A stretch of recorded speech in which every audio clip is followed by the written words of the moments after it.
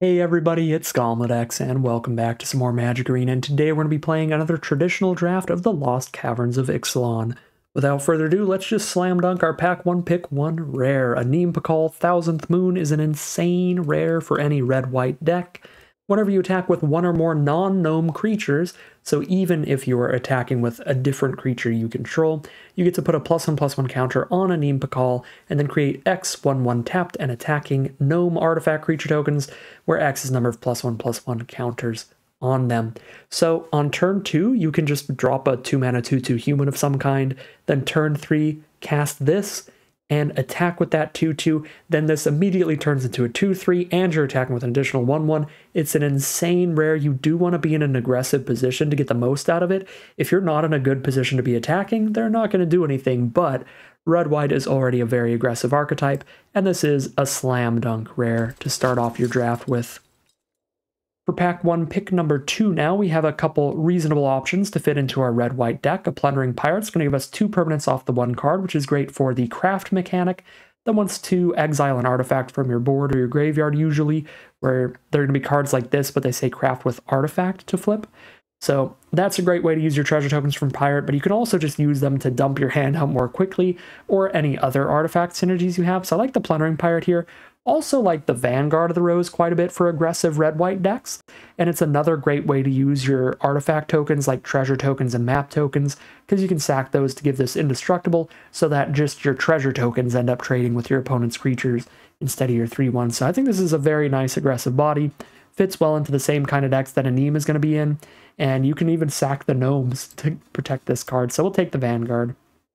Other reasonable picks, of course, being the Pirate to go with a Neem, or just heading in a completely different direction. Souls of the Lost can be a really big creature late game in the Descend decks, blue, black, black, green, those kind of archetypes.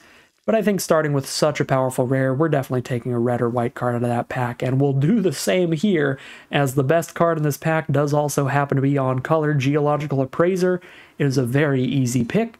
4 mana for a 3/2 human artificer, but the value here is that when it enters the battlefield, you get to discover 3. So it's 4 mana for a 3/2 and another mana value 3 or less spell out of your deck. So it's 2 spells off of the 1 card every time, and your average deck is going to have decently valuable cards to hit off of this to make it feel absolutely absurd. Very happy to take a Geological Appraiser here. If that weren't in the pack, I'm not the biggest fan of any of these red or white spells. The rest of them are pretty filler out of the pack, so that's where we might speculate on another color, like the Cogwork Wrestler being a super efficient card for aggressive strategies and hitting a lot of the good card types, being an artifact creature. Or we could start pushing towards black, maybe with great removal, but we are lucky enough to be easily sticking to our rare. For pick 4 now, the Malamet Warscribe is a solid top-end finisher for these go-wide aggro decks. If you can get a lot of creatures on your board, this will be a huge buff while still adding to your board state from that turn onward. So I do like the Warscribe here, especially because white has a lot of good ways to get a wide board state. You have the Tinker's Tote that makes a couple 1/1s, and you have the 4 mana 3/2 flyer, the Oltec Cloud Guard, that also makes a 3/2 flyer and a 1/1 off 1 card. The Warscribe works great with that kind of stuff. We'll take that here. If it weren't here, probably Dynatomaton. And then after that, third place goes to Inverted Iceberg, kind of a 6-drop that has some decent early game card draw attached. Pick number 5, we've got the Sunshot Militia, which is pretty great in exactly one archetype, and that archetype is red-white, because this is an archetype that's going to be flooding the board with a lot of permanents, be it creatures or artifacts, and we can use those to get a ton of damage in, even when we're not in a position to favorably attack in. So big fan of the Sunshot Militia, much bigger fan of that than the Gold Fury Strider, kind of a similar card. Problem with this one being that it's 5 mana, it's a pretty high mana value card, and a lot slower, so I like the Militia a lot better here. Pick number 6, we don't see much, but honestly we don't see much for any deck. Mineshaft Spider's fine for grindy or green Descend decks, or like some mana ramp for a big late game green deck, but that's kind of it out of the pack. Altasaur is an okay top end card, Sandwing's okay for plane cycling. That's kind of it. I think we will just keep trying to cut people off red and white. Take the Altasaur here. Pick number 7, once again, nothing I'd be excited to play in basically any deck in the format, so we might as well cut people off color. I'd be most excited to play the Quaddy Scavenger, I guess, in like green-black Descend, but I would rather spend the pick cutting red cards out of here. Not gonna do any splashing with the Compass Gnome, most likely, so I'll just grab a Mountain Cycler. Pick number 8. Yeah, these packs are really dry now. A bunch of very, very filler, very mediocre cards that I wouldn't be happy about really in any color pair. Unfortunately, hopefully the card quality goes up a bit as we move into pack 2 later. Puzzle Door is actually my favorite card in this pack. This is great with your craft with artifact cards because you get to exile this from your graveyard to craft them later. And until then, it's just early game card draw.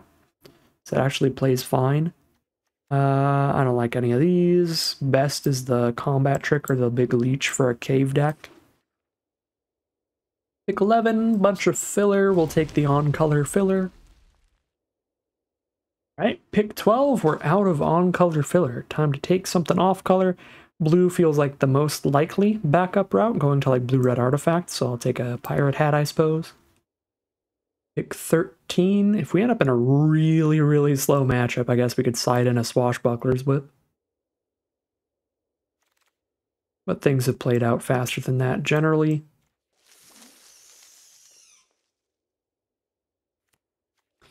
Alright, let's see what we open up for pack 2, pick number 1.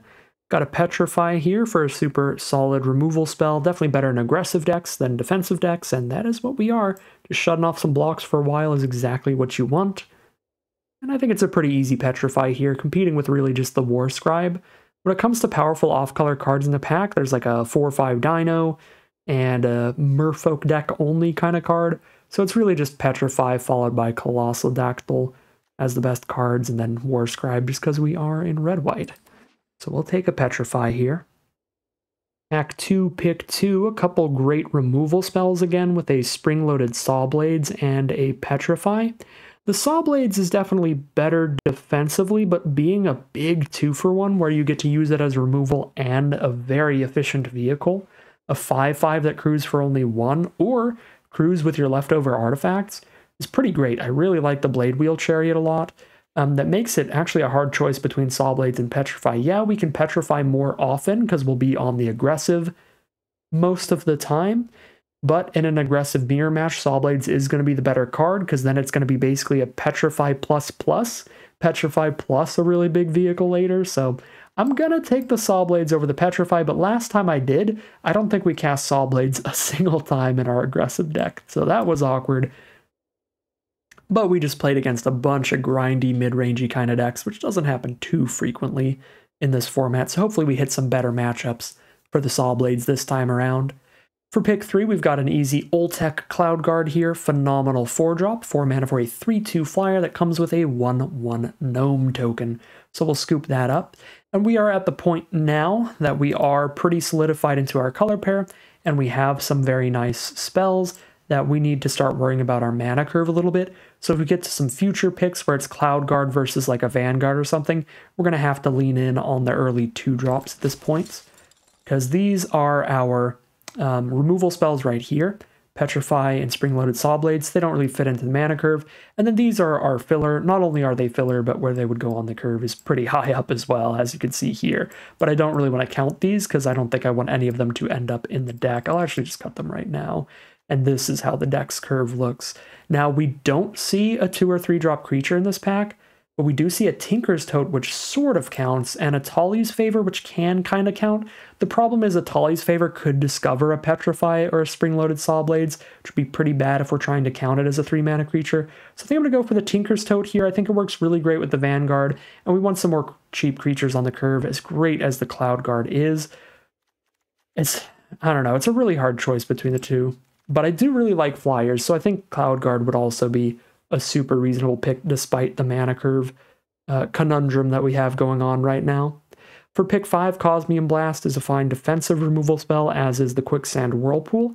So we can take them, and worst case scenario, they end up in the sideboard, but we could sideboard them in now and then. Could also take another 3-drop with the Companion being an okay card, but not a great one. 2-drops, I think, is what I would take really highly here, even if they're not great. 3-drops is at the cutoff, though. I don't care too much. Yeah, let's just get a Get a Cosmium Blast. Throw it in the side for now. No 1 or 2 mana creatures here. We take another War Scribe or a combat trick like Acrobatic Leap. I'll just get another War Scribe. Now we've got a 3 mana Glorifier of Suffering or a super filler 2 mana Compass Gnome. I think Glorifier is enough better to take that. Alright, filler 2-drop creatures. Let's go. Burning Sun Cavalry, literally just a 2 mana 2/2 because we don't have any dinosaurs. Or the Dauntless Dismantler, which is pretty much just a 2 mana 1/4, but there are a lot of artifacts in the format, so it can stun your opponents like treasure tokens and stuff. Stop them from cracking a treasure the turn they get it. And if they have a bunch of artifact creatures, if you're randomly against blue-white, this might actually hose them. So I'll take this over a 2 mana 2/2 with no text for our next 2 mana creature in this deck. Well, the Pilgrimage came all the way back around, but it is really hard to get enough merfolk in this format for it to do much, so that does make sense. I'll take a filler 3 mana creature now, an Envoy of Okanekahau. Now we've got a filler 2-drop of Thousand Moons Crackshot, but I actually like Deconstruction Hammer quite a bit. Gets better the more flyers you have, and we just have a Cloud Guard, unfortunately, but I think it's still a solid card in aggressive strategies.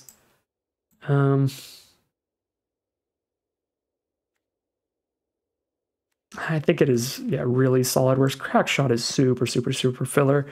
I have ended up cutting that out of almost every single deck I've had, even when I don't have a ton of 2-drops. Pick 11 has straight up nothing. Just take this weird thing. Now we get a Plane Cycler. Alright. We gotta find 9 playables in the final pack, ideally. I mean, I have tons of filler in the sideboard that's on color, so I technically probably already have a 23-card deck, but it's a pretty weak-looking 23-card deck. I prefer looking at a beautiful deck like this, even if it's way too small, than looking at my deck full of a bunch of garbage filler that we want to cut anyway.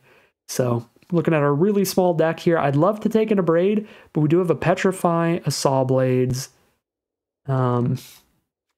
Cosmium Blast if I need to pull stuff in. I really want those 1/2 mana creatures, and Guidewing is an insane one. 1 mana for a 1/1 flying vigilance. If you can get a Deconstruction Hammer onto it, or a +1/+1 counter onto it from a map token or a Glorifier of Suffering or something, this jams in for so much damage throughout the course of the game that I'm going to take it over the Abrade here, as great as that spell is. And now for pack 3, pick 2, we have got the 2 mana 2/2 with no text, or 1 mana combat trick, or 3 mana 3/3 that basically has no text. Take the 2 mana 2/2 here. Here's a 2 mana 2/2 that's much better for our deck. Being able to scry every time it attacks and being an artifact are 2 kind of important card types. The one thing I don't like about it is a gnome, so it won't trigger a Nimbuck Call if we attack with that on turn 3, which is a little bit of a nombo, but not enough to prevent me from taking another 2-drop for our mana curve. Now for pick 4, we can take an Idol of the Deep King, which is definitely worse than Abrade, but it has some okay synergies by being an artifact as the card type and by sitting on the board for cards like Sunshot Militia. So I'll take the Idol here. Really nice green rare in this pack, but I don't have the treasure tokens to go around trying to splash that thing in here. So Idol of the Deep King it is. Now we've got a Rumbling Rock Slide, probably in the side at the start, but better than anything else in this pack for the deck. I do like the Diamond Pickaxe a good amount as well. Our creature count's great, right? No, it's 13, but it's 13 plus Tinker's Tote, so it's 14 creatures. So I only need like 3 more by the end of this draft. Could take the Digzite Conservator for another creature, but I really like Diamond Pickaxe for this kind of archetype. You can use the treasures to dump some 5-drops like War Scribe a turn or 2 early, and it's also giving your little flyers, your cheap creatures +1/+1. And you can also use the treasures for cards like Sunshot Militia to tap for damage. I like the Pickaxe quite a bit. Alright, Super Filler 3 mana 2/4. Or 3 mana 1/4 flyer you have to craft to get out is also pretty filler.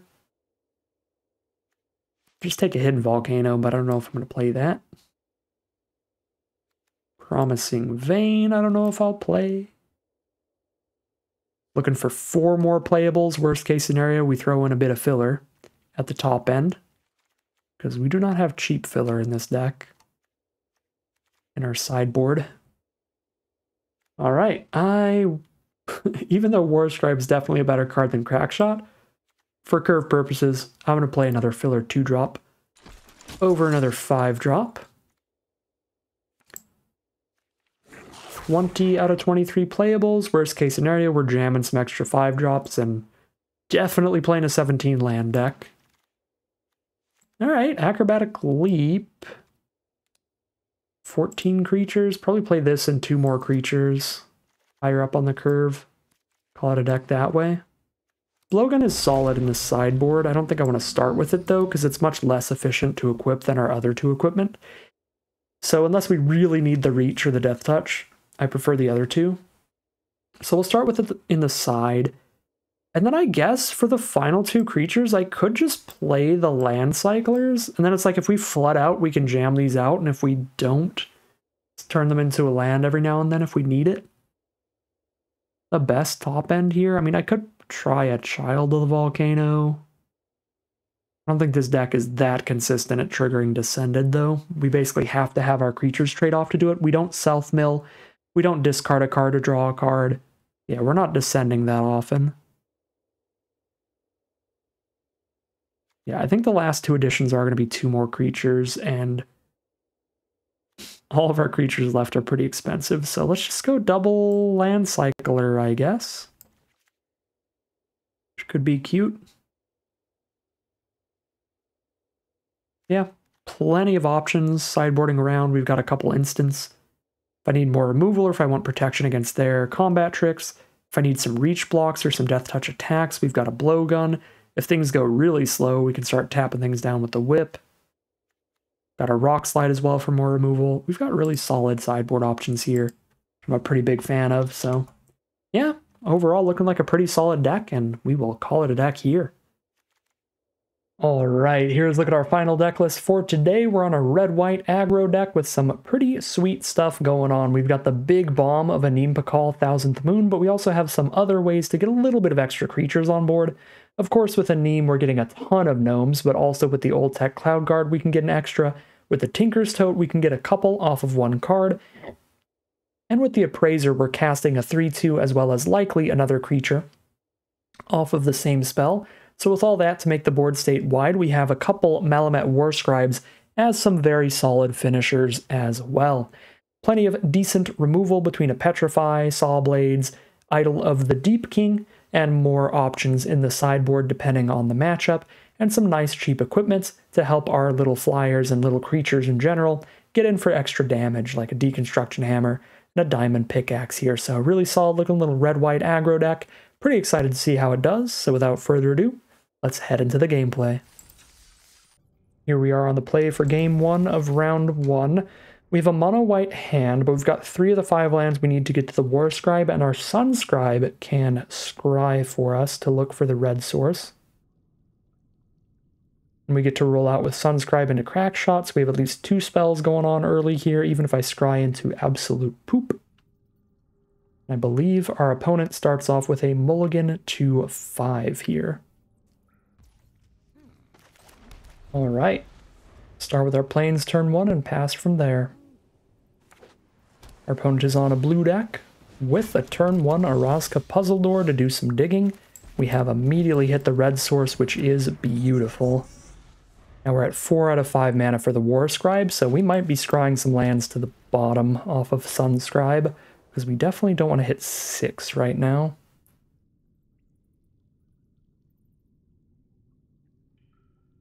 They are a blue-white deck, one of the best decks in the format. Just anything in the blue-white-red color trio tends to play very well.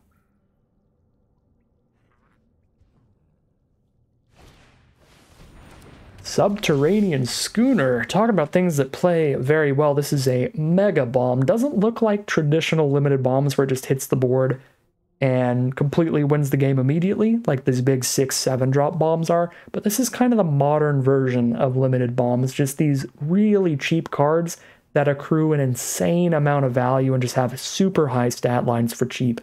Card is absurd. And we've got no way to deal with it right now. So what do we want to do? I guess I can idle of the Deep King, whatever they play, to try to crew it with at least. But they'll still get the first crew. Could just end up going double War Scribe later and trying to abuse the fact that in order to crew this, they're tapping their only blocker. We just try to beat down as quick as possible. Double War Scribe at the top. Yeah, I mean, that might be a thing. So we probably go Idol of the Deep King, whatever they play to crew the schooner here. And then we go Militia Crackshot next turn to have a wide board state and try to hit the 5th land and just play multiple War Scribes in a row to find a ton of damage.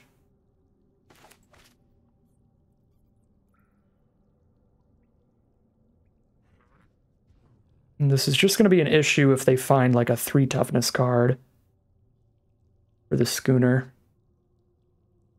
That would be rough. They play like a 3 mana 3/3 or something here instead of a 2 mana 2/2. Oh my god, that's immensely rough. Not only does it have 4 toughness, so there's like no shot we're killing it, but it's going to make any treasure tokens and artifact creatures we play in the future hit the board tapped. So that really ruined the Idol of the Deep King plan here. I guess I can just shoot their face with it at this point. Since next turn I'm spending 4 mana on these on these 2, and then the 2 turns after that I'm playing a 5-drop and a 5-drop, so the next time I'm going to have 3 mana open is going to be a very, very long time from now. So I might just cash this in for 2 damage to face. Have it lying in wait for when my Sunscribe dies to have an equipment to flip onto the board when I need to.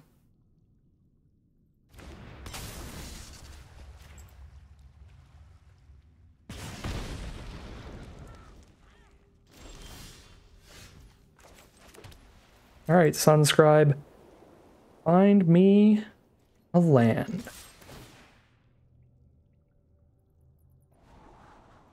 Thank you. Well, looks like my Sunscribe has technically done nothing here, because I think we scribe to the top every time. So that's kind of funny.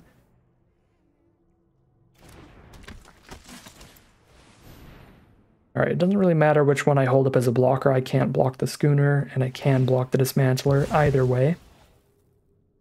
So I guess I'll just tap the crack shot in the idol here. So I have a slightly higher toughness blocker, but I just don't think it really matters.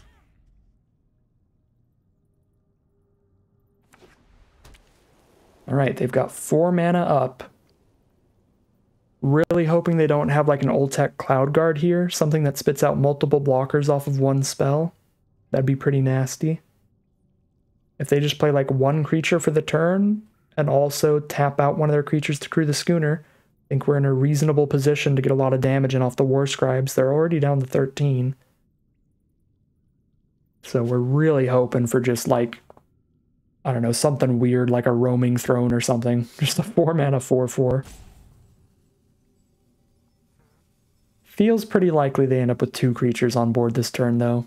Either with a Cloud Guard that makes 2 creatures off of the 1 spell, a Tinker's Tote that makes 2 creatures off the 1 spell, or just playing 2 2-mana creatures. I feel like that is most likely what's going to happen here based on how this format generally goes, but let's see. Whoa! I was completely wrong. They've got Mozzolantli, the Great Door. Draw and discard. So this is just a dirtily little draw spell. Alright, so we're in an excellent position to just go ham. Looks good to me. They have a 3/4 blocker up maximum, so jam in the whole team. They can't kill anybody on board, but they can block Militia without losing a creature, at least. I mean, they can kill somebody on board, but it is at the cost of their own creature. They can trade the schooner into one of our 4/3s. I just mean they can't kill somebody for free here. So draw and discard off the Great Door. I don't think this ever flips, right? They have to have 4 more permanent types in their graveyard, so they need an artifact, creature, enchantment, and land. because I doubt they have a Planeswalker, and there are no battles in the set. So they just need a creature and an enchantment in there. I guess it's possible. They're probably playing some Petrifies. So I do need to worry about the flip side. If they manage to get enchantment in there, what do? They just get a bunch of mana? Okay. So they can just dump their hand. Okay. I don't hate that. I think we're fine with the Great Door. I don't think that's going to be a problem for us. It's unlikely to flip, and even if it does, just dumps the cards they already have in hand. It doesn't draw them any extra cards or anything crazy. So we've got them down to 4 now. With another War Scribe hitting the board. Should be pretty hard for our opponent to survive. There is one board wipe in their color pair. It is a rare, but it's a 5-mana white spell. That would be like the one card that could do it here. Destroy everything, but... Yeah, that's one of the S+ tier bombs in the format. Destroys everything but one creature for each of us that has power 2 or less. So they're going to let us keep the Sunscribe here. And then the really brutal part about it is it's one of the few board wipes that exists that wipes the board and then also gives you a massive threat next turn. They get a 5/3 that shuts off our attacks or our spells each turn, potentially. So I can flip the Idol.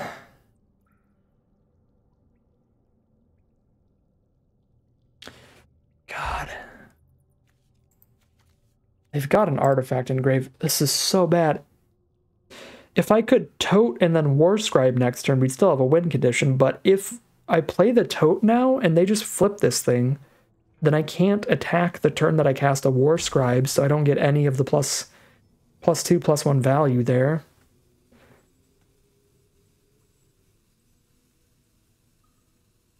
And I can't attack right now unless I play a War Scribe or put this onto my Sunscribe, and I don't have an artifact to do that with anyway. Not till I have the Tote in the grave or on the board. So I can't flip this. So the only way I attack this turn is by playing War Scribe, then I trade in a Schooner.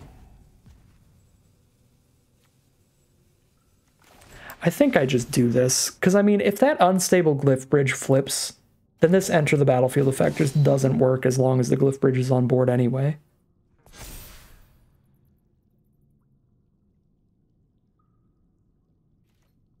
And I would quite like to keep attacking.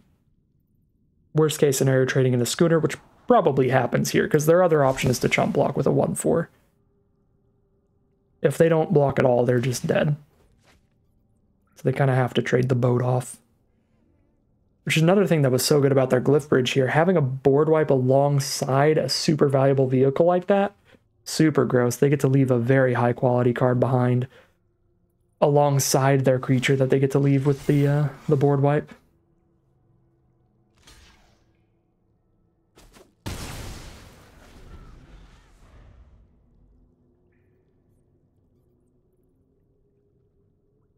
Okay. If they can't kill our War Scribe, then in order to trade into it, they have to flip the Glyph Bridge. Or just cast another 3-power creature, I guess. But Dismantler's not big enough for it, so they have to cast another spell that can trade into it. Either a removal spell or a creature, or they need to flip the Glyph Bridge.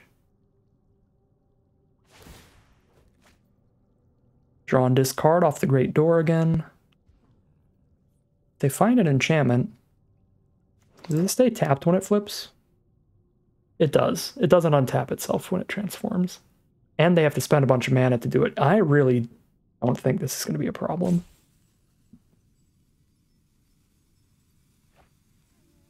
If this like automatically flipped and untapped itself once you hit the 4 card types, might be a little scared, but they have to dump a bunch of mana into it too to get any mana out of it.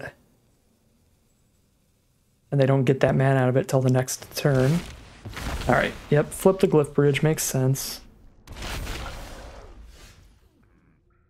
Now we trade the War Scribe into the Wanderglyph, which means I don't get to cast any spells this turn. I can flip my Idol, though, exiling my Sunscribe from grave, so I can at least get that mana investment out of the way on a turn where I can't do anything else.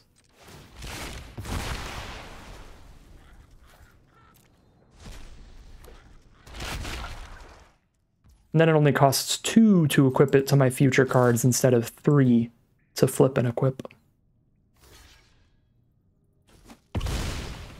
Opponent says no blocks. I am surprised by that. Our saw blades might be phenomenal for us here. We'll see.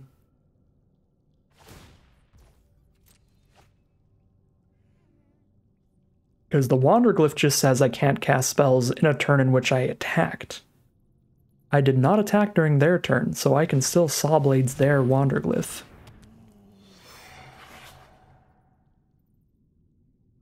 At instant speed. Alright, so that definitely explains the chump block. They're just going to use removal.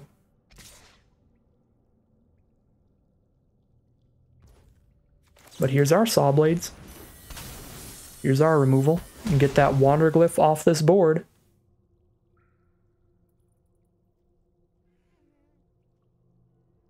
They're at 4 life, which is dead to 1 hit from the chariot if we can flip it. But in order to flip it, we have to craft our equipment. Do I craft the equipment or do I keep it around to put onto 1/1s? I feel like making 1/1s 3/1s is insane on the current board. The issue with that is this can just make a 1/1 every single turn now.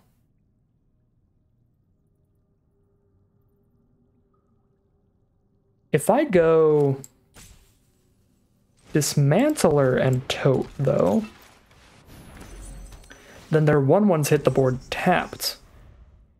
So next turn I can send in a 3/1 Gnome, and if we top deck a land, we can flip Saw Blades exiling Tinker's Tote now, instead of the equipment. Yeah, Dismantler does help shut off them just chumping with Envoy every turn. Yeah, they've got the 5 mana, but it's going to be a tapped 1/1. So if I equip one of my 1/1s to make it a 3/1, they have to block it to not die. Because if they don't block a 3/1, they take 4 damage exactly. So they have to take the trade this turn if I go for the equip here. Oh, but now I'd be doing that instead of Cloud Guard.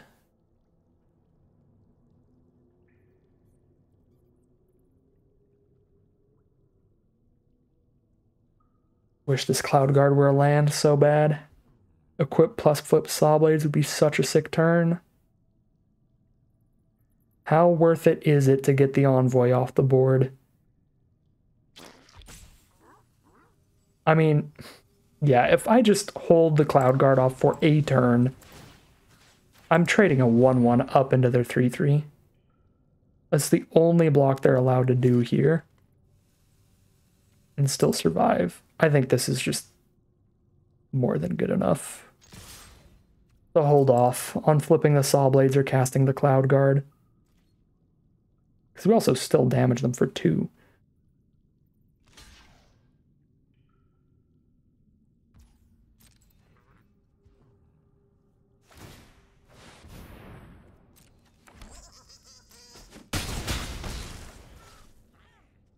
Okay. With my remaining 3 mana, let's have a 3/4. Oh shit, I'm such a doofus. Yeah, I just realized I didn't have to lose a gnome there. Because I could have just made a 3/4 and they still have to block the 3-power creature either way. I was so like defaulted to just like buffing a 1/1 into a 3/1 is insane that I didn't realize we could have just eaten the 3/3 with the Dismantler instead and kept both these other creatures, which would have been considerably better.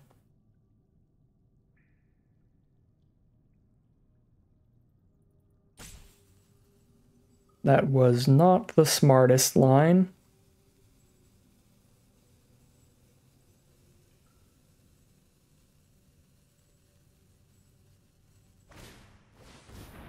Petrify the Dismantler. So it can't attack or block anyway. So if I sack it though, I kill my gnome and their gnome. Think we just let us both keep the gnomes then?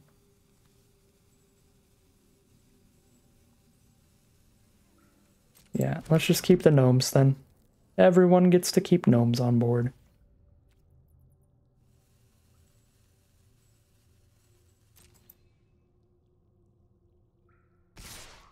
Still is going to slow down their future artifacts, which is nice. So I would be surprised to see the 1/1 gnome attack, because then they'd have to chump block. Well, not chump. They'd have to trade into my gnome with their siren.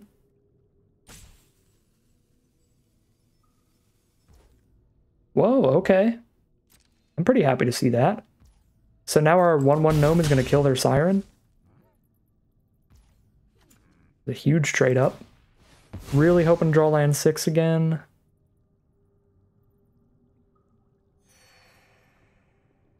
Now to play Cloud Guard and use a gnome. Ooh, okay, that's even better than land 6, actually. That's huge. Now they have to chump block. They don't even trade. I'm gonna have 3 mana left after I get the treasure, which isn't enough to do anything anyway, so I might as well just double equip here. Super spooky gnome.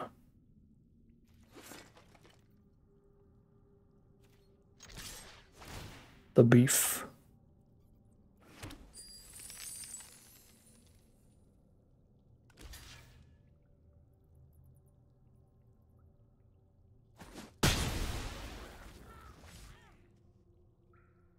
All right, not quite our opponent's final draw step, but we're getting close. I think it would have been if I didn't lose a gnome for no reason earlier. If I kept that gnome around, that would have added up into potentially 2 more damage by now. Tapped Nautilus, love to see it. Dauntless Dismantler still putting in work for us. It's not the Daunted Dismantler, it's the Dauntless Dismantler. Can't believe I would put that kind of blasphemy on him.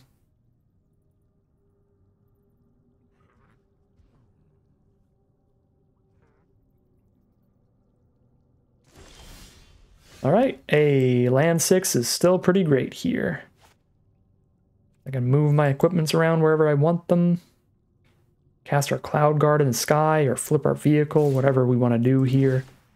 Get another treasure too.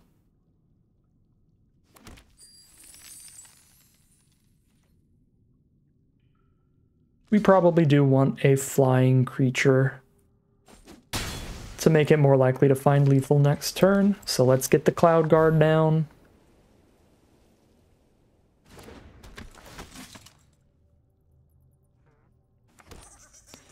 And let's have 3 creatures that are all lethal damage on this board.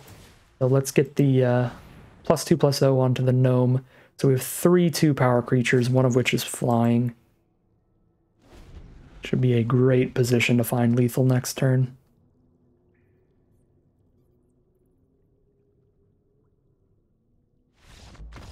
Alright, solid stuff from our deck there. Pretty decent draws.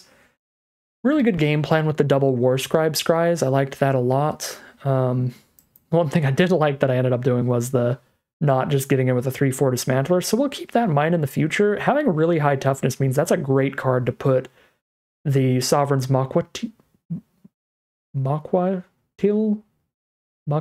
I don't know. To put the Sovereign's equipment onto to get the 3/4 damage coming in. So, yeah, that actually wears +2/+0 style equipment really well. As for the matchup, it just seemed like blue-white grind. They've got a board wipe to keep track of. That is terrifying. They've got a cheap little vehicle, cheap little siren. Wow. Yeah, I mean, their deck is quality. Definitely a big fan of our Petrify, not a super big fan of the Rock Slide. It's going to trade down in mana value a good amount of the time. We saw 1 card that was more than 4 mana we'd kill with it, which was the Glyph Bridge. Cosmium Blast did look like enough damage to kill anything in their deck. So it's probably fine. Plus, we'll be on the draw here, so they will be getting to declare attacks first. So that should be nice. They'll have more tapped cards generally, more attacking creatures generally this time around. So I'll throw in a Cosmium Blast for one of the big 6-drop land cyclers here. We'll just drop the Sandwing. I think these are just the first cuts every time. Just drop the 6 drops and throw in whatever kind of removal we're looking for, whatever sideboard options. So we'll go the 6-drop flyer for a Cosmium Blast. Call it a deck there. I guess there is a little bit of an argument for cutting one of our more filler 2-drops. Keeping the 6s in there since they do play decently against a board wipe. Having just like a big standalone threat later can be one of the best ways to reestablish a scary board after a board wipe. If you only have to cast 1 spell to have a scary board state, it's a good way around a board wipe. 6 mana, 6/5 Trampler is a scary spell all by itself. That's immediately a terrifying board state, so there's that. And we did keep the 6/5 Trampler in here. All right. I think I'd play the 3/1. Dismantler can be tempting. It looks pretty good in this matchup. I don't think it's massively likely the Vanguard gets to attack in next turn, but if it does get to attack in, it is considerably more damage than the Dismantler. Like, it's enough more damage to take that risk here. Ooh.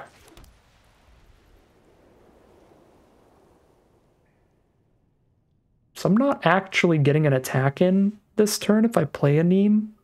I mean, I could chump attack with the Vanguard to put a +1/+1 counter and a 1/1 on the board. So I turn my 3/1 into basically a 2/2 worth of stats, a +1/+1 counter there, and a 1/1 gnome. I don't think that's horrible.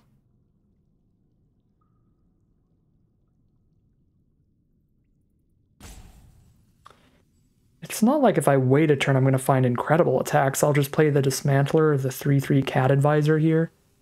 I can't do the Gnomes because the Gnomes won't trigger a Neem. So we'd play like Envoy this turn and then attack with a Neem. With the Envoy to trigger a Neem the turn after this.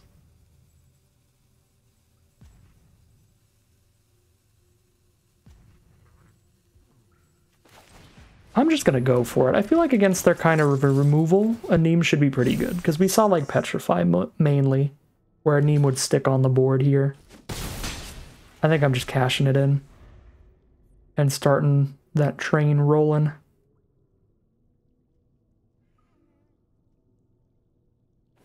Now, on board, they can try to trade into a Neem by buffing the Nautilus. For 2 mana, so they'd have to just hold other mana up and pass. For an onboard trade.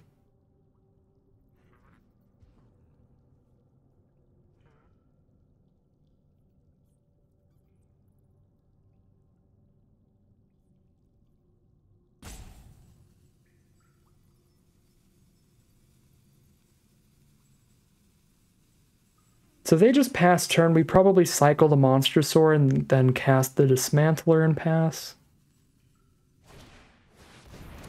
We're playing Envoy. Okay, so they can double block a Neem now. Okay, find a Crack Shot. They'd have to double block a Neem, so 3 Gnomes would get in. Which, with a War Scribe coming up, might genuinely be pretty interesting. Potentially worth it. If I knew I had the 5th mana, I might just go for that. Since we don't know if we're going to hit land 5 for War Scribe, a little less sure if having 3 Gnomes and a 1/4 to attack with next turn is going to be that awesome.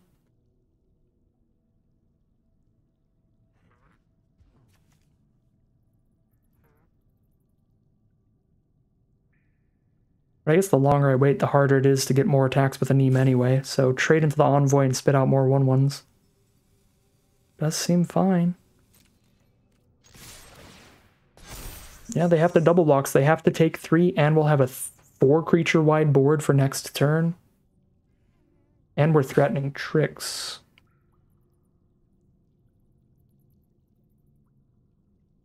Could really threaten tricks if I went for full control, but I didn't.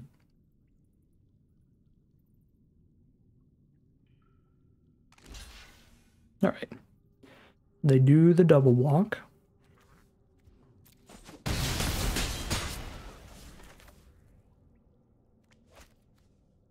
actually going to go Dismantler. It's 1 less damage than Crackshot, but it makes it less likely they have more untapped blockers, because any artifact creatures they play will hit tapped here. Come on in, Nautilus.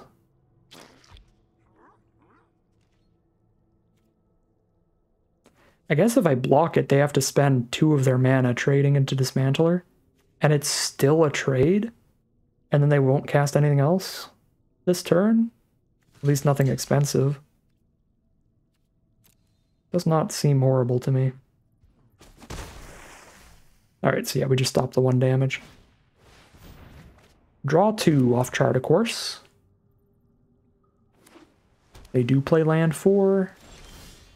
Nothing else, and we hit land 5. Alright. No counter spells that'll work here in this format. For just 1 and a blue. So we get a huge swing here. They can stop 3 damage and take 9, and then we still have a massive board state to crack in with next turn. Our Dismantler is locking off any artifact blockers. Looks like a very solid position.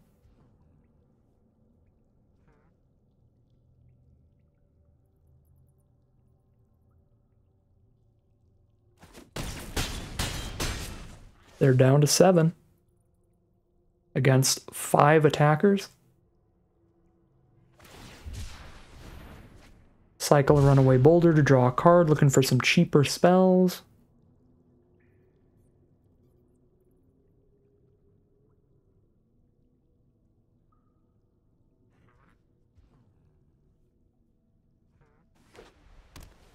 They do hit land number 5.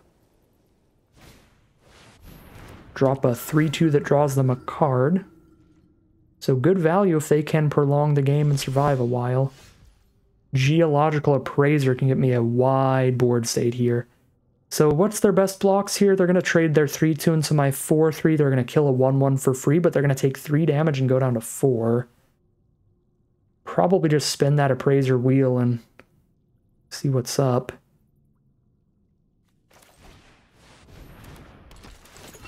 Could hit like a Petrify, that'd be insane. Deconstruction Hammer is pretty good too. Because now I can make Warscribe big enough they can't just 1-for-1 it off. I think that's the best place to put it. Put it on Dismantler, they still just soak up the damage here. Yeah, they have to double block to kill Warscribe now, which means we get 4 damage in. I kill whatever I want. I guess I still only trade it into 1 creature, but still looks good.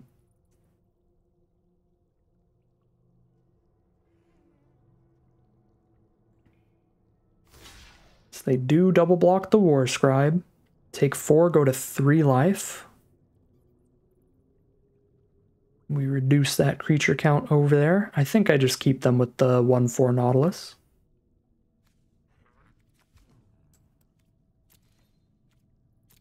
Kill the bigger creature. Plus I could blow up the Nautilus with my hammer or my Dismantler if I want to just blow it up and get it out of the way. But I can't blow up a non-artifact like the Didact Echo.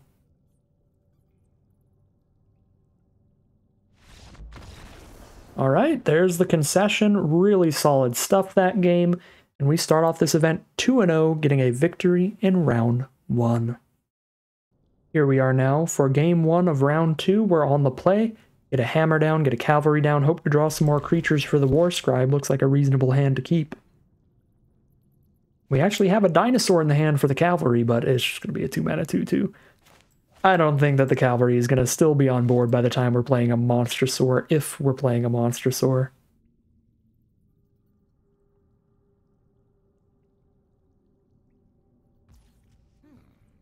Alright.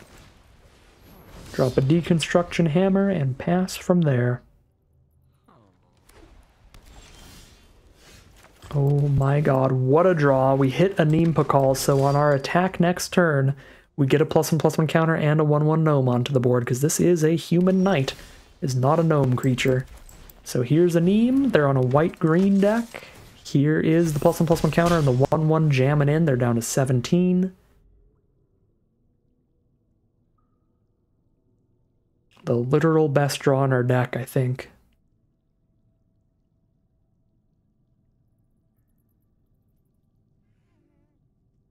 Turn 3, we're probably cycling a Monstrosaur and playing Dismantler in the same turn.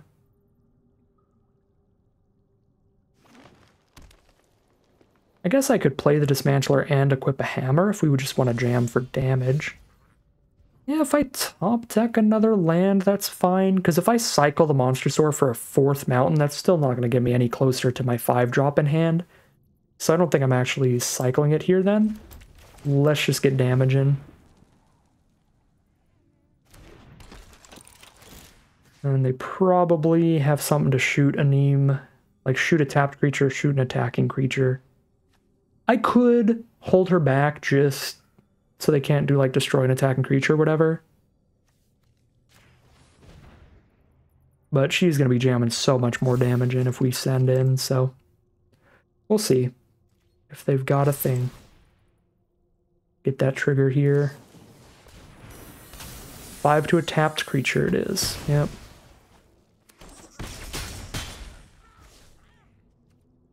I was going to say, because this is just so much better if they don't.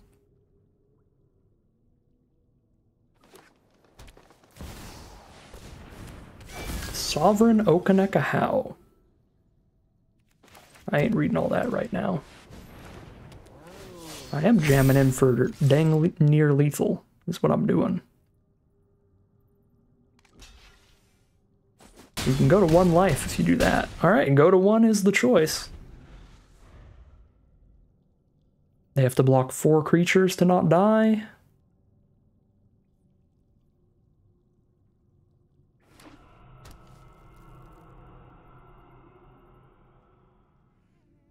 So this draws them extra cards? No, that's the uncommon. The mythic just gets bigger. So all their creatures with +1/+1 counters and equipment and stuff like that just keep getting bigger and bigger and bigger. Kincaller is a really good card to have here. Gain 3 and get another blocker down. Got a 6/5 Trampler to play. On board, I attack with everybody. They go to 1. Because they go block here, block here. And they also lose a creature when I do that. I think it's worth. So they block the 3/3 with their 3/4, but they block the 4/3 with their 3/3, so they go to 1 life and lose a blocker. And we've got a 6/5 Trampler still threatening to jam in.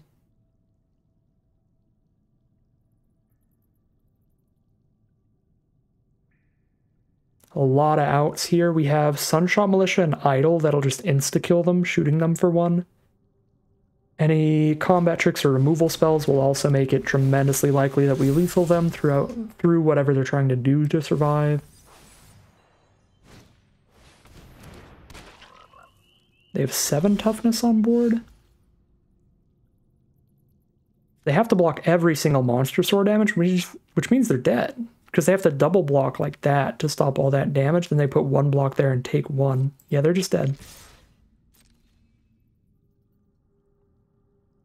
They are just dead with that amount of toughness.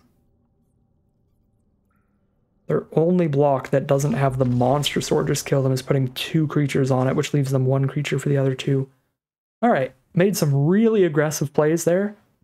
And I think it all panned out in the end. Obviously, to a certain extent, we threw away our rare, but their removal spell could have killed something either way, and so they could have stopped a lot of damage that turn if I'm also not attacking with that and getting those extra points of damage, so I think it all played out perfectly fine, but we'll certainly keep it in mind in future games that they have deal 5 to a tapped creature, maybe even play a family reunion to try to ruin that kind of play.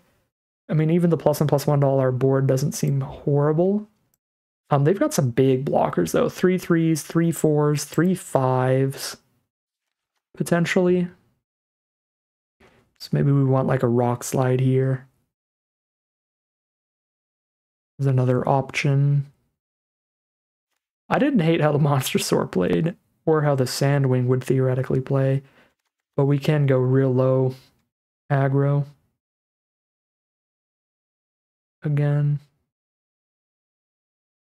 Yeah, I mean, it's like maybe Sandwing and Monstrosaur for like Rock Slide Family Reunion. get super low, super quick with it. Try to get underneath their stuff like we did that game. Or we can really try to grind it out, throwing in a rock slide and cutting another cheap card, and having the big beef of the land cyclers as well as some better late game removal. But they had targets for everything, targets for idle, targets for saw blades, targets for petrify, especially on the draw. Acrobatic leap seems like a fine trick still. Maybe not incredible. Maybe we just go leap for like rock slide here. That's probably okay. Meet in the middle, keep the big cyclers for beef, but throw that rock slide in because they have a lot of late game beef themselves. This is a slow hand. Got a really solid 3-drop, 4-drop. I'm gonna keep it. Both are colors. Plenty of 1 and 2 drops we can draw into in this deck. Like 7 2-mana cards or something. A few 3-mana cards we could hit as well, and we did hit a Dismantler, so we've got something going on turn 2. There's a Capybara for them. They've got their little dirtly blocker. It's thick. It's 3 toughness. So it can stop some damage. So we could go Dismantler plus Idol of the Deep King to get 3 damage total dealt to get rid of the Capybara. Not if they explore into a non-land card, though. If they explore into a non-land, then that is going to have 2 high toughness. It's going to be a 2/4. They did explore into an on-land, and it's a Thrashing Brontaton that can destroy an artifact or enchantment. You know, I can still block with Dismantler all day. I will trade a combat trick for Dismantler. That is a fine 1-for-1 trade. 2-mana combat trick for 2-mana creature. No trade occurs. Well, now I have a useless Idol of the Deep King to hold up, but I might as well hold it up. And we'll start this game out from turn 4 onward, going Cloud Guard into Sandwing and just trying to get a bunch of flying damage in at this rate. I guess we can save the Idol in case they hit their Poison Dart Frog for their Reach Death Touch thing. Ooh, Hulking Raptor for mana. They are going to be loaded with mana now. We have 7 lands now, which is kind of a lot. Certainly hoping not to find any more, but it does mean that we can actually cast our land cycling Sandwing rather than cycling it away.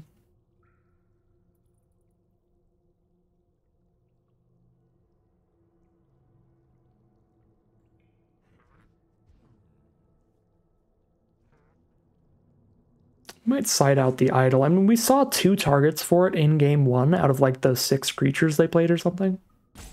Saw like almost half their creatures were like fine targets for it. This game it looks really, really bad though. Like it can stack up into removal alongside a block, but we have to have the mana up to do that, and we're going to be spending all our mana to impact the board early when we can.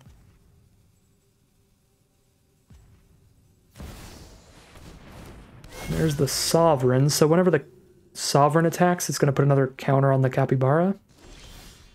Yep. And any other +1/+1 counters they get anywhere else, they can also buff up. So now they're just going to Saw Blades the Cloud Guard, but it's not like I have a way in this deck to give it Vigilance, so... They have the Saw Blades, they have the Saw Blades, and they do have it again.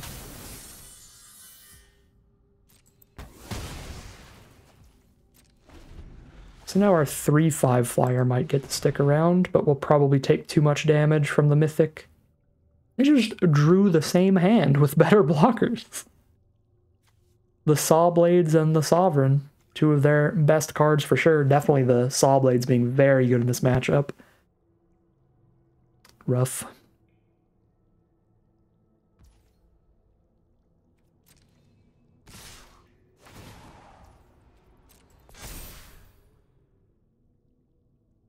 Board 2, right? Yeah.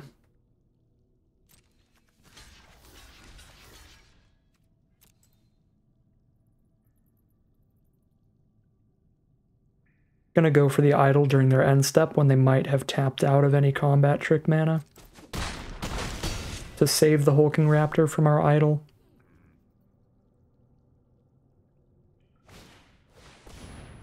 So, I mean, we need our sideboard card. We need Rock Slide to kill the Sovereign, or that's just gonna keep loading up the Capybara. I guess I could have double blocked the Sovereign, but then it's...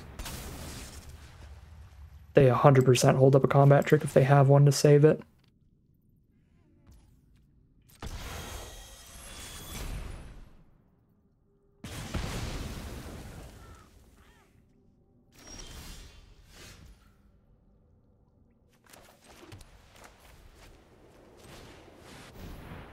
Well,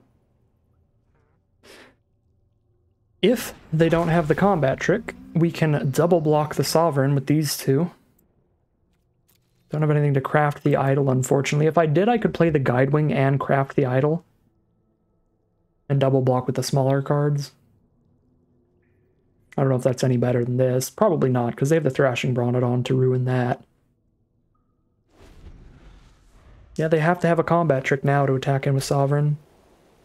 So that's something. Or removal, I guess, works too. Looks like they have it. Which means game's over regardless.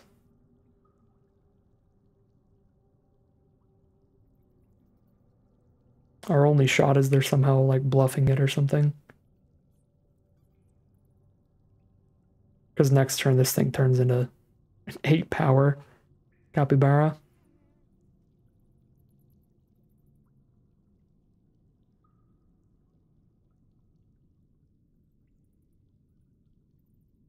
But I mean, we're tapped out here, so if it's like the +3/+3 trample trick, they might as well have just used it pre-combat to keep all those +1/+1 counters also.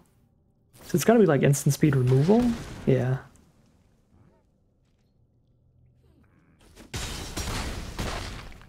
Wait, what?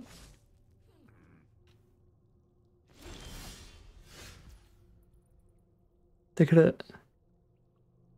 had the Capybara deal damage to the 3/5, so I lose both my creatures and they keep their mythic. I don't think it matters here, but that was just a weird line. Maybe they just miscounted. Probably what it is. Now we flooding a little. We got 9 lands here.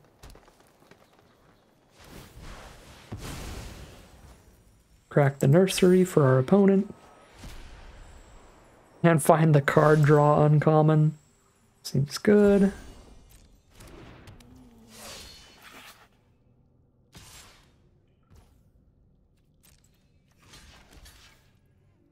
Yeah, they're at 20 life here. I guess I could just take 5. It does have to damage me for them to draw cards, but they will draw cards if I let it in, so I guess I counter the card draw and maybe try to get Dismantler to 6 toughness if I draw into an equipment. Alright, Militia is completely worthless against these beefy creatures.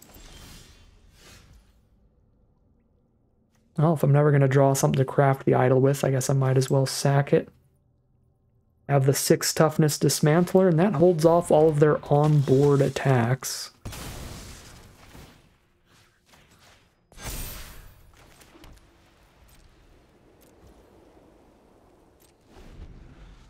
Buys us a bit of time.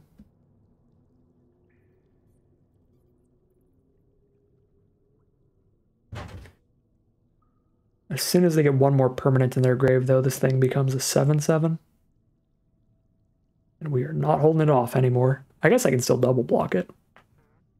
There's that. We have 7 power and 9 toughness, so we only lose 1 creature in the double block.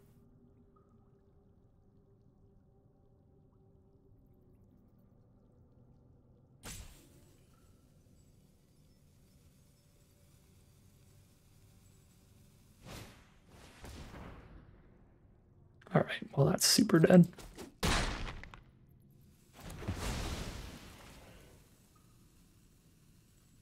Okay. I think this is just a matchup where we just aggressively mulligan and we outpace them, because if the game goes long, their stuff is just way too much beef.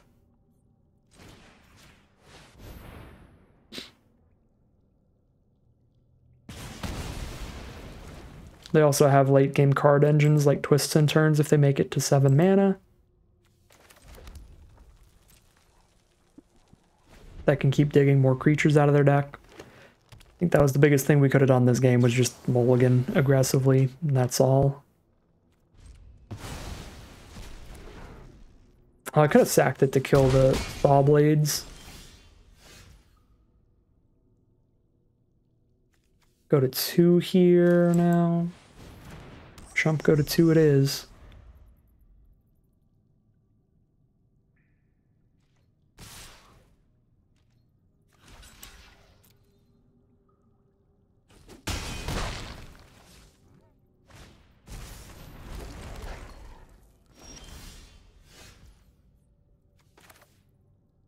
Do have the mana to make the 1/1, but that's still dead on board. Looks like it didn't matter at all that I didn't kill the Saw Blades, because that thing still isn't flipped anyway. Okay. Yeah. I mean, I don't think there was anything we were doing gameplay-wise there. Our hand was just too slow, and we should have mulliganed, probably. And yeah, now that we've seen more of their deck and the amount of beef they have, even at cheap costs, I think we're all in on pure hyperspeed aggro. We go on the play, we throw the 1-mana combat trick back in. Toss in maybe a family reunion as well. Against the, I mean, Saw Blades was like the only removal we saw. I guess they have Final Strike, Quicksand, Whirlpool, and Battleglyph. Never mind. We saw more. Saw Blades is just the one that keeps showing up at the really pivotal early game. Yeah, we'll just do that.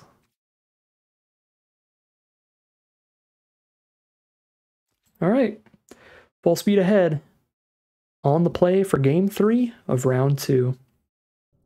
All right, here we are on the play for game 3 of round 2. Unfortunately, we have to start down a card because this is not remotely keepable. Nor is this, so we start down 2 cards for the final game. Might be a free game for our opponent, which is super sad. This is not something we can keep at all. So that would mean that the round completely comes down to just game 2 is where we had a chance if we mulliganed aggressively, and that's it. Would be a huge bummer to lose the round just because of a mulligan decision that I don't think it was that bad. I think the hand looked okay. All right. Arena has decided we lose for our mulligan decisions because I have to mull to 4 or try to top deck a land desperately, and even if I do, I only have 2 2-drops, and they're not that great. Mull to 4 it is.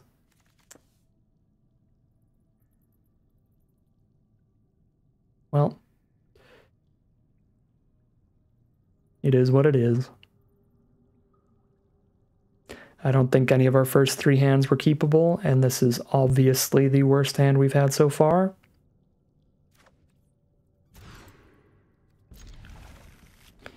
So here we go. 3 cards and a dream.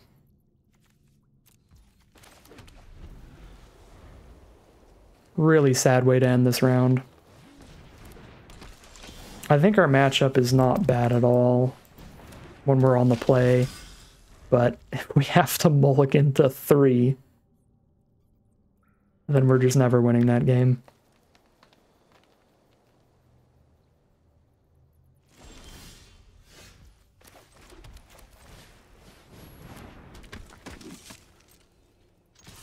I'll trade Militia for Lorekeeper. Keep them off mana ramp for bigger dinos. And they agree that the Lorekeeper is valuable to them, so they don't block. There's the Hulking Raptor now. So one of their bomb rares has arrived.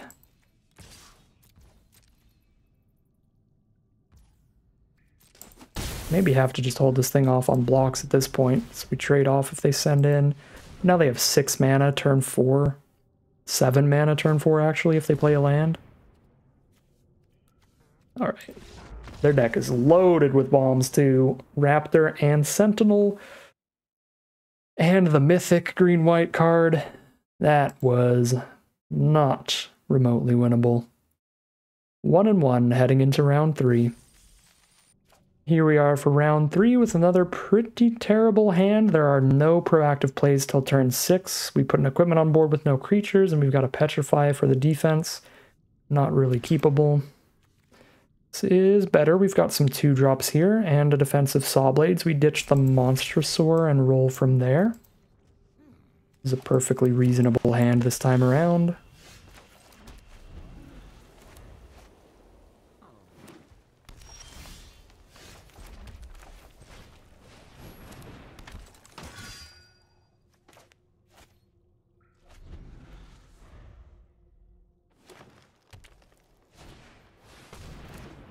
Akawali, turn 3 from our opponent for a 3/3 blocker. Stop us from getting in unless we play a dinosaur. Hold up the Saw Blades for it, but I don't think they're going to attack with it right now anyway, so I'm going to wait till turn 4 to do that. I can play Dismantler and Saw Blades in the same turn. For now, I'll just drop the Militia.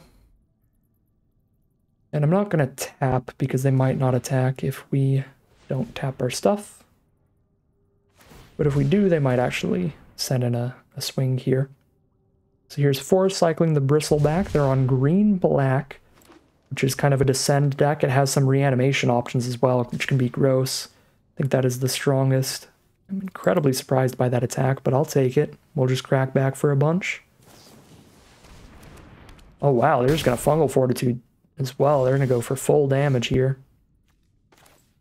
Well, now our Saw Blades is significantly worse, because if we Fortitude this, it'll come back to the board.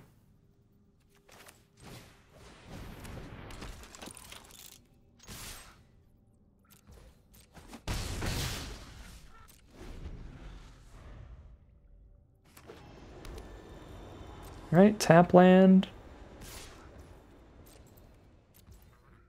Take the 5. Or do I just get rid of the Fortitude right now?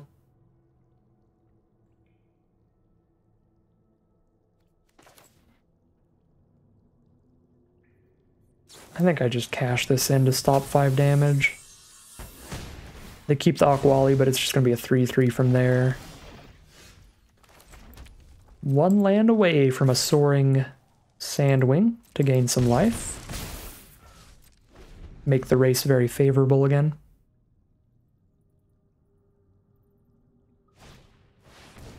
Malabat Veteran, big old 5/4 trampler.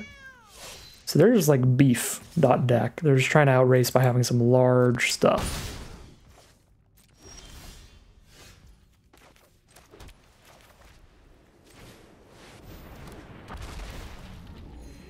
So there's our flyer. We block the 3/3 with the Dismantler. I think I tap Militia and Saw Blades, because Cavalry also blocks as a 3/3, so I could like double block a Veteran with a 3/3 and a 1/4. And we know they didn't have any combat tricks, because when we Saw Bladed the Akwali, they had no responses. They just immediately insta-accepted that into their life. So I don't think I'm playing around any combat tricks here. We're just going for 3/3 and 1/4 on the 5/5 if they send in. They send in both. I think I still do this. This means they literally just top deck the combat trick, which seems good, but it is what it is. I don't put the Sandwing at any risk here. Putting it in front of Akwali as our best threat.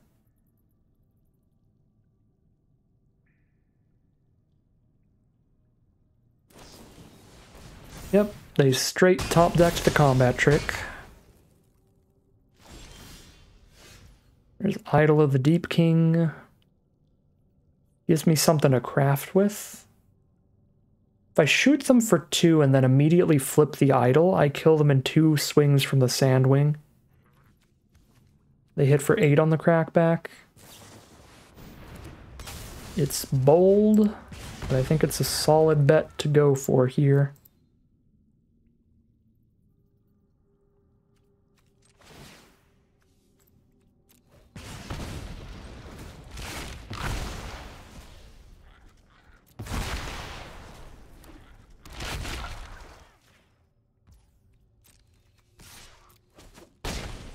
Got a chump block at the ready too.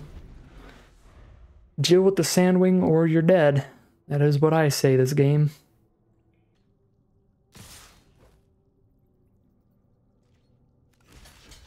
probably have to play around a combat trick more than I have to play around Tithing Blade. If they have Tithing Blade, they make me sack the 3/5 and I lose. If they have a combat trick and I don't block, I just take 11 and I lose. So seeing one Staggering Size already, and Fungal Fortitude style stuff. I think I play around that.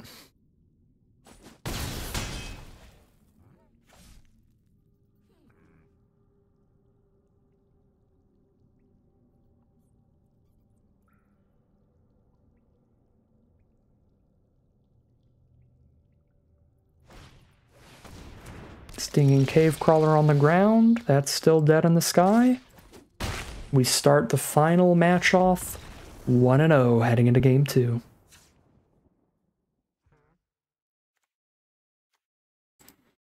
So a lot of beef over there. Aquawali, Malamet Veteran, stuff like that.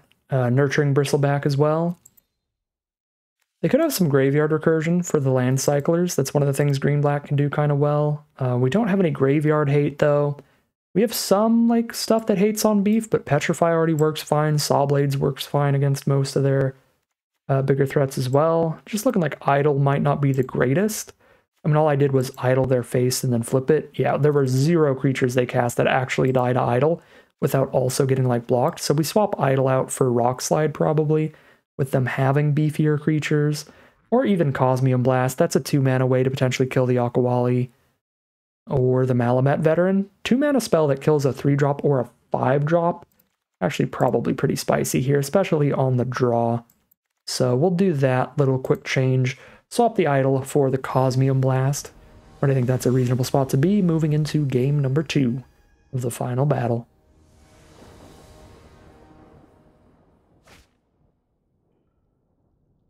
Forced Mulligan for our first hand. Drop to 6. We find Sunshot Militia, Cosmium Blast on the defensive. We gotta draw pretty well to find the creatures to jam out on the board to get the War Scribe going, but I do believe this hand is a keep once we have already taken a mulligan.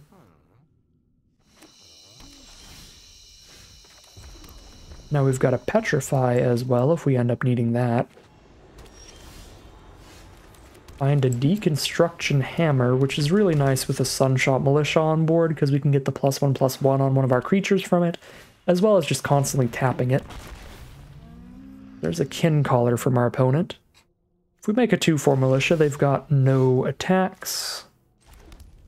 So I think I just make a 2/4 Militia. I guess since they've revealed a Thrashing Brontodon, if they hit 1 more mana, they can play and crack the Brontodon to kill my hammer so that Kin Collar kills Militia. I wouldn't hate that. Trade Hammer plus Militia into Brontodon. I don't think that's the worst trade in the world. I should have played another white source here.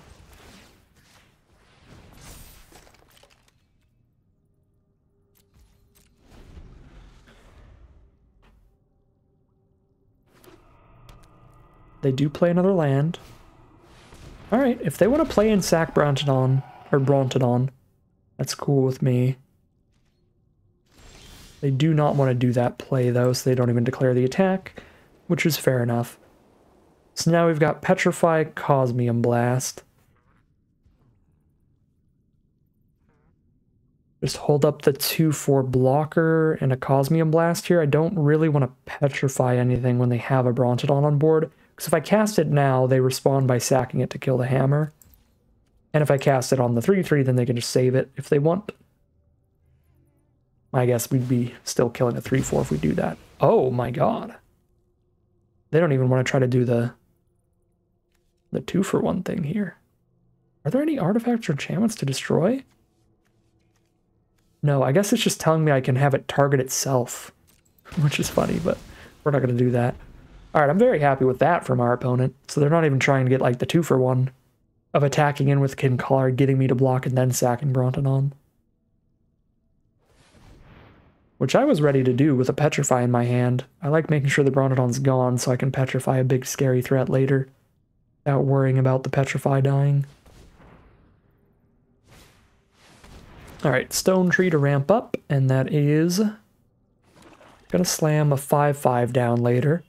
So that explains them killing my hammer, because the Stone Tree is gonna let them get a 5/5, so if I can't destroy the stone tree with my equipment, I can't kill their 5/5. Probably just Cosmium Blast this thing and save the Petrify for the last threats. War Scribe on the empty board to have a 4/3 down, or just play the Sunscribe to start scrying. I think I play the War Scribe on the empty board, and we play Sunscribe the same turn we want to Petrify something. To be mana efficient. Another sad War Scribe here.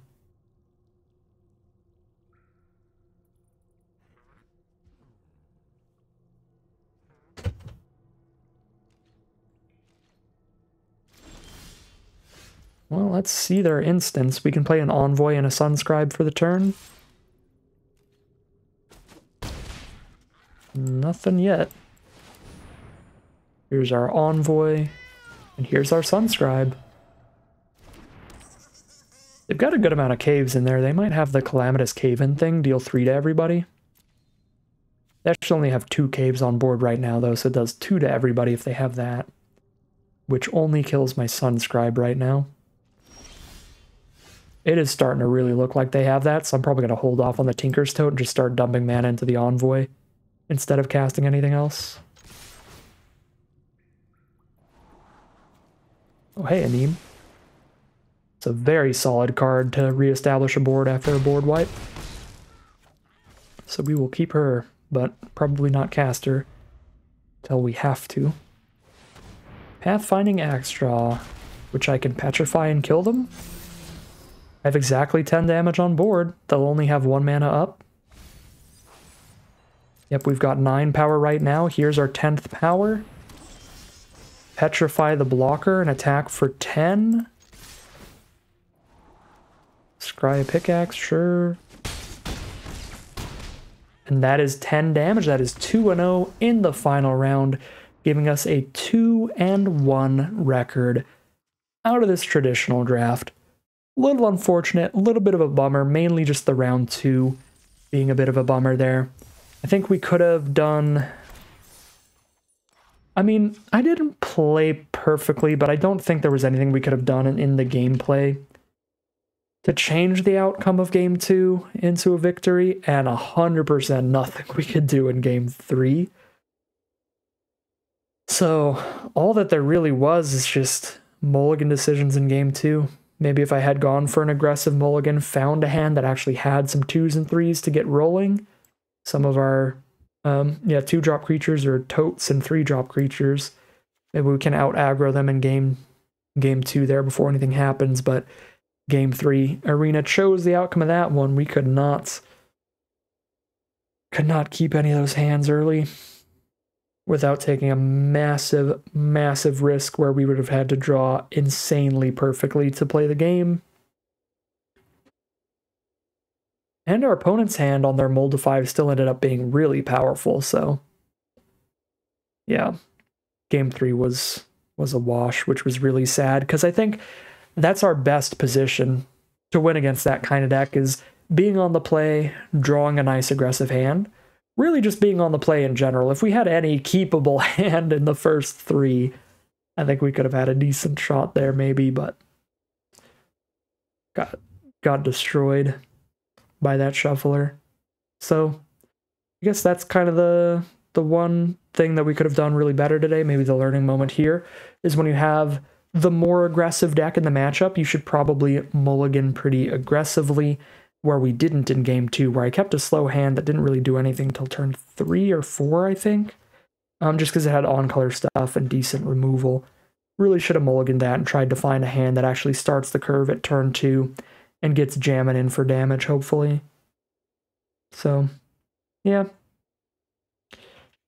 Some rough variance in round 2. A little bit we could have done mulligan-wise.